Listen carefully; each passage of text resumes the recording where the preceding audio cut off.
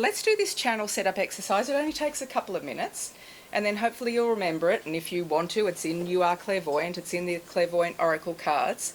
And you can do it for a couple of minutes each day, and you will become more intuitive, more clairvoyant. So just close your eyes and let the golden white light stream down through the solar system, through the sky, and shine right down onto the top of your head, onto your crown chakra. And you might even feel a warm or a pulsing sensation on the top of your head right now. And if you don't worry about it. Don't struggle to make anything happen. Then let the golden white light continue down through your head, through your brow chakra, your throat chakra, your heart chakra, your solar plexus chakra, coming down through your navel chakra and then right down to your base chakra at the base of your spine. And just feel the energy flowing through the core of your body, through your central channel. And then from your base chakra, the golden white light goes out to both of your hips and starts to flow down through your legs, through your knees, through your lower legs, and right down through your ankles and to the soles of your feet. And notice if there's a difference between your left side and your right side. Does one leg feel like the energy's flowing and the other not? Maybe they're even. We're not looking for problems or trying to fix anything, just observing. And then the golden white light flows out of your feet, down through the floor, forming into one beam again, all the way down to the centre of Mother Earth. And this is really key. Imagine you're like a tree putting down beautiful, big, strong roots.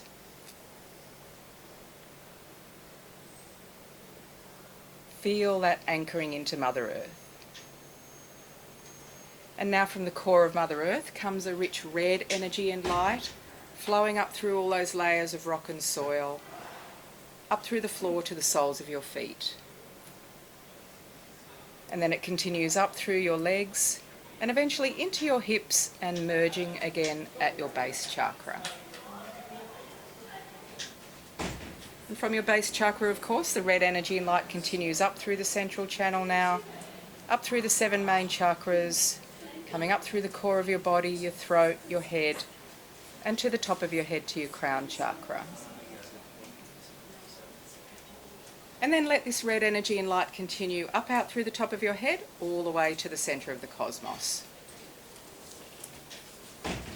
The golden white light is still flowing down and the red energy and light is still flowing up. There's some empty seats here, ma'am, if you want to come and sit down the front. Okay, you want to get up the back. Picture the two. Picture them spiralling around each other like a barber's pole, with the white and the red spiralling around each other. The white spiralling down and the red spiralling up. And now ask your angels and guides to surround you in a beautiful cocoon of energy and light. Whatever colour comes through to you is fine. And then just take a nice deep breath, wriggle your fingers and toes, and open your eyes. People nodding. It's that simple. If you just did that for a couple of minutes each day, that's an amazing start. There's a more complex version of it in the books, with the third eye opening and an inner screen activation and things like that, but we've only got 15-20 minutes here tonight, unfortunately, so I gave you the quick start version.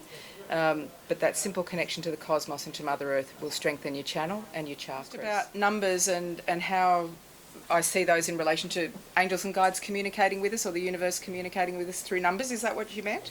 Yeah, definitely. I've seen number 12 like 16 times in the last 2 years.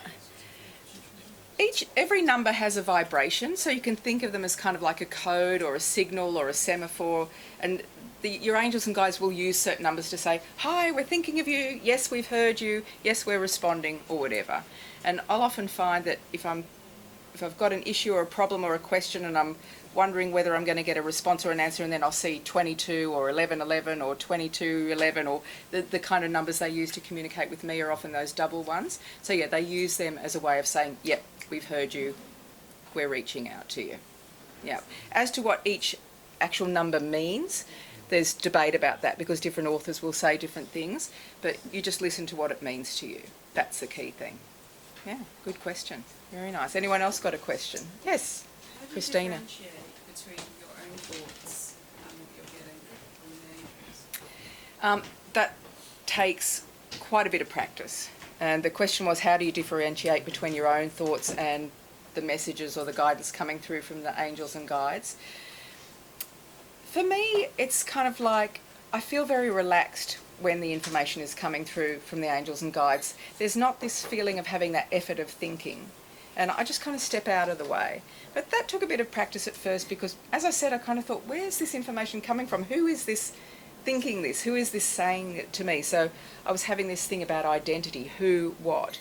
But think of it as the difference between effort and no effort.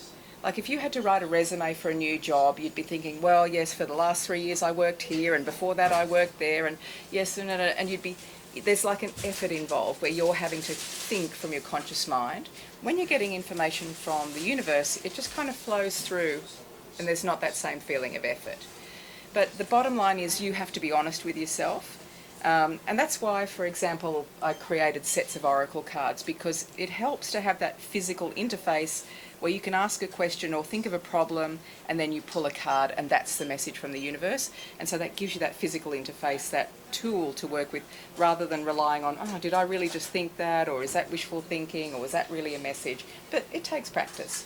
But there's kind of like an effortless, natural feeling to it. But you've still got to be honest with yourself at the end and think, was that my wishful thinking, or am I really listening?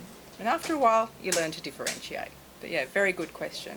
Yeah, fantastic.